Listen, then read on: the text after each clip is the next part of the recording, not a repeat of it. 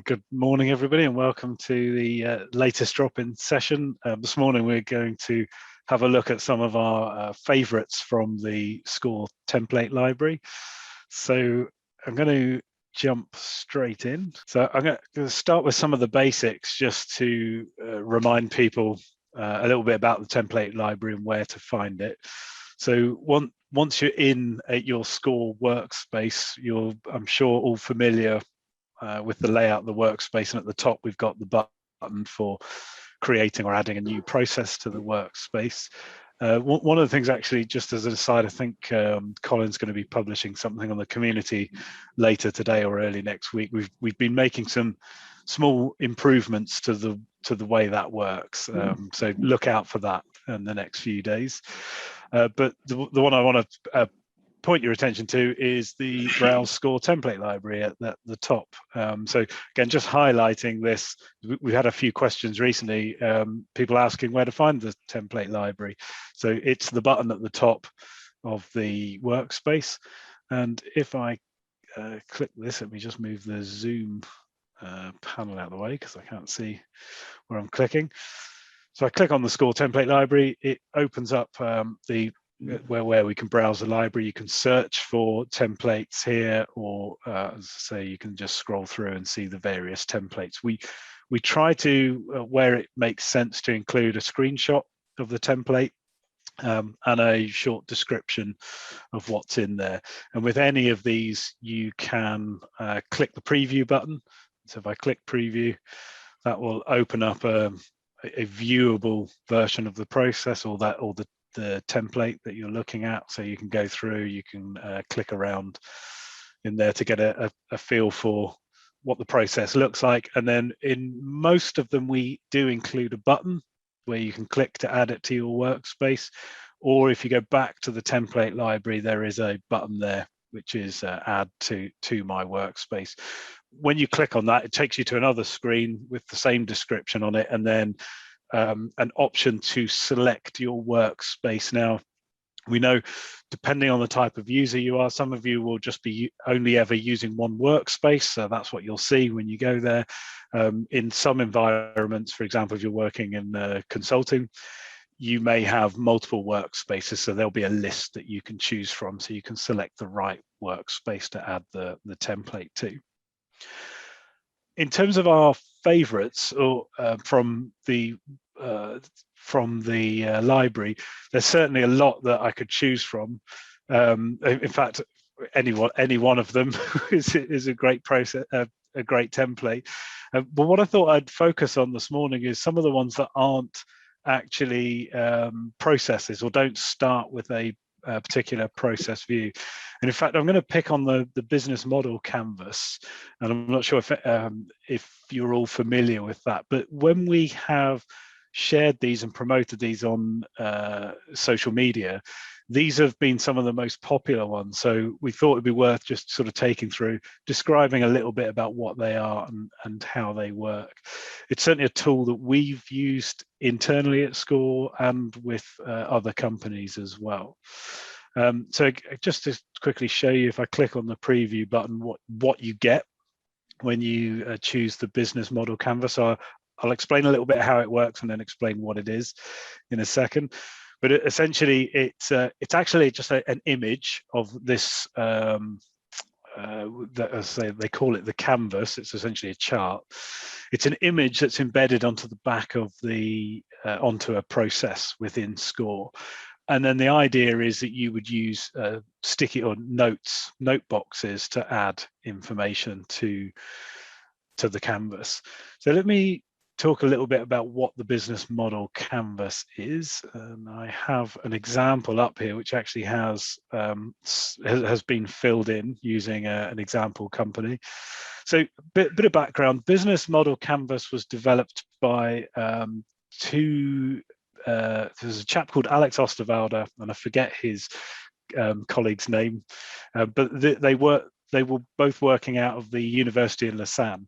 And the idea behind the business model canvas was really to help organizations think about innovative new ways to develop their own business model.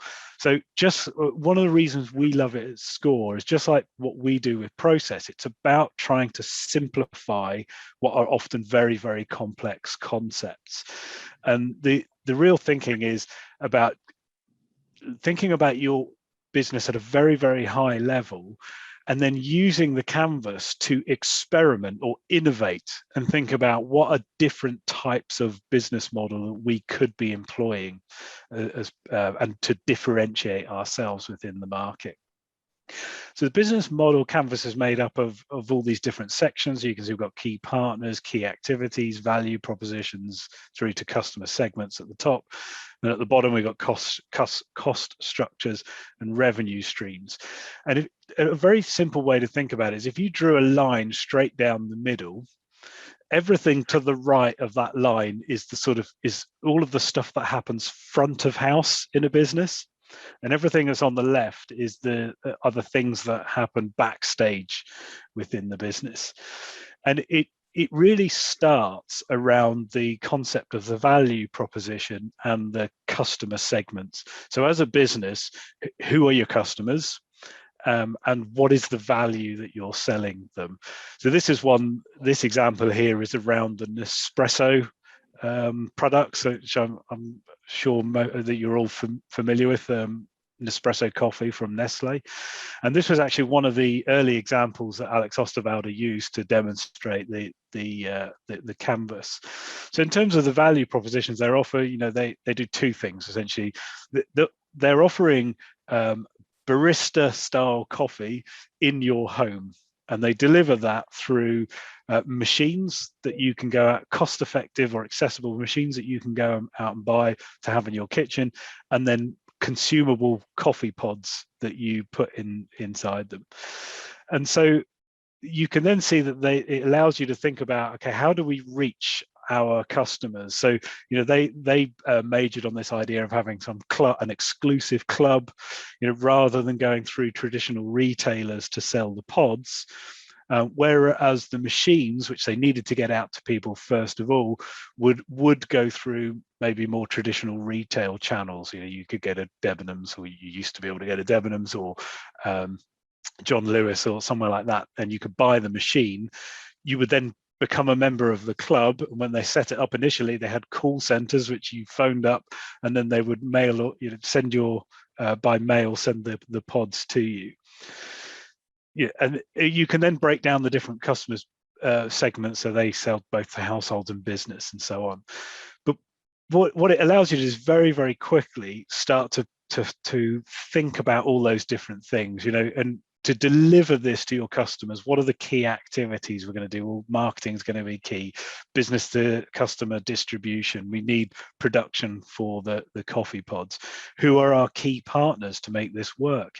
Nestle don't make hardware, they make food and beverage products, so they needed to work with manufacturer partners to create the machines that they sell, and right through to the cost structures. Where are we going to be spending our money, and where do the revenue streams come in from?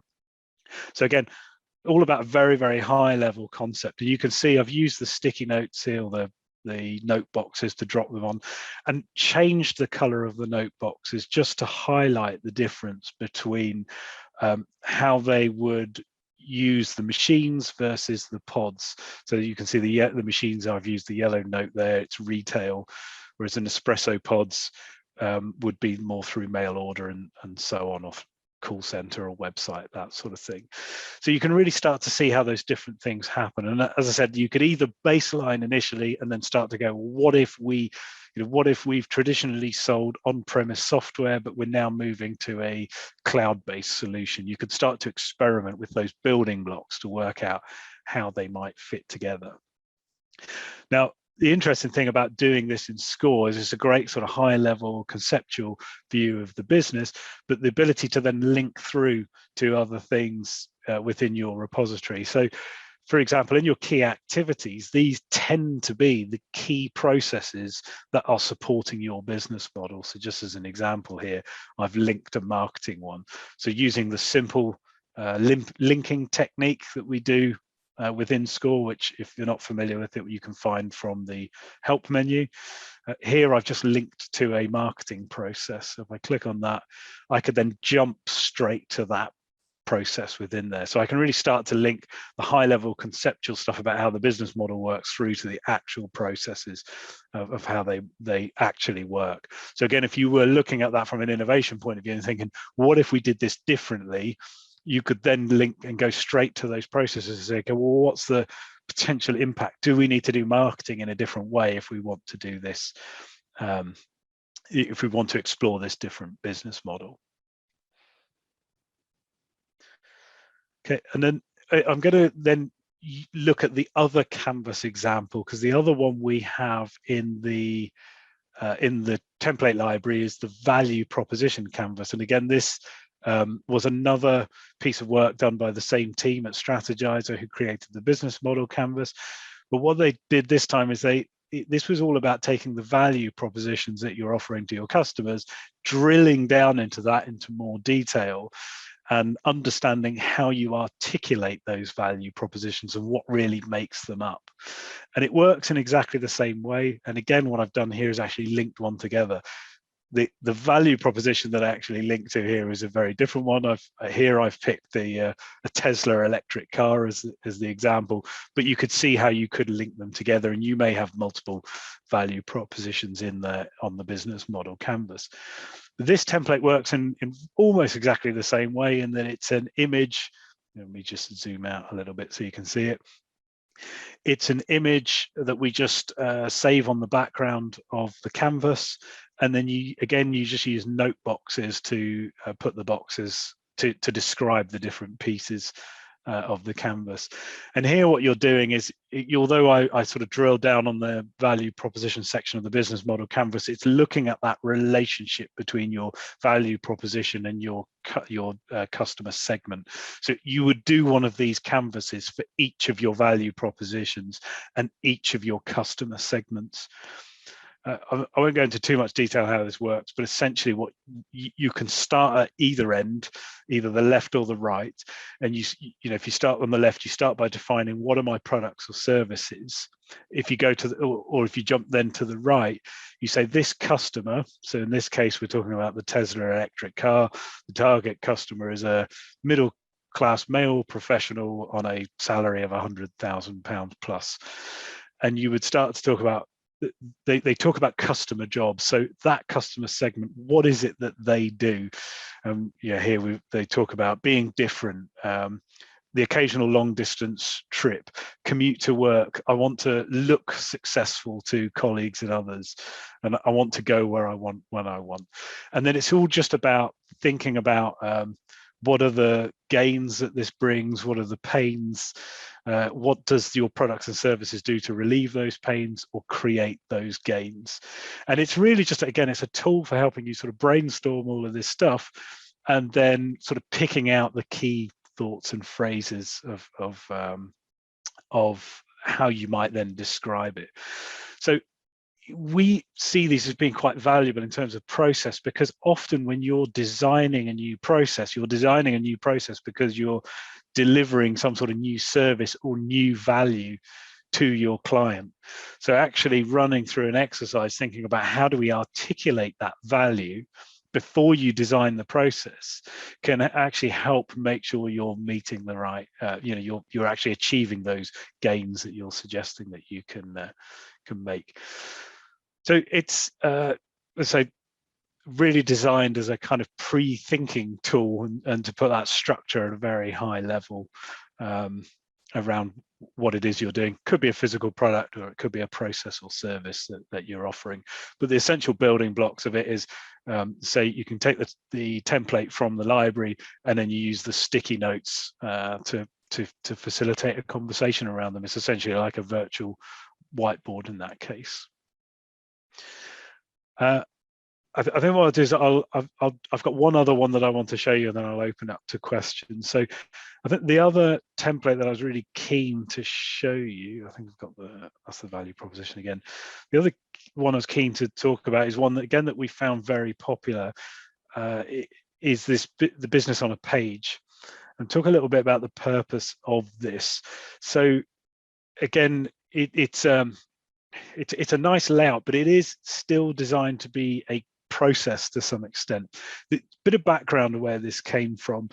I've got another example here, or it's in the library, around what's called the APQC process classification framework, which is a group of organizations that came together to talk about what are the most common processes that you'd expect to find in a high functioning organization. And it's a very, very comprehensive framework of processes.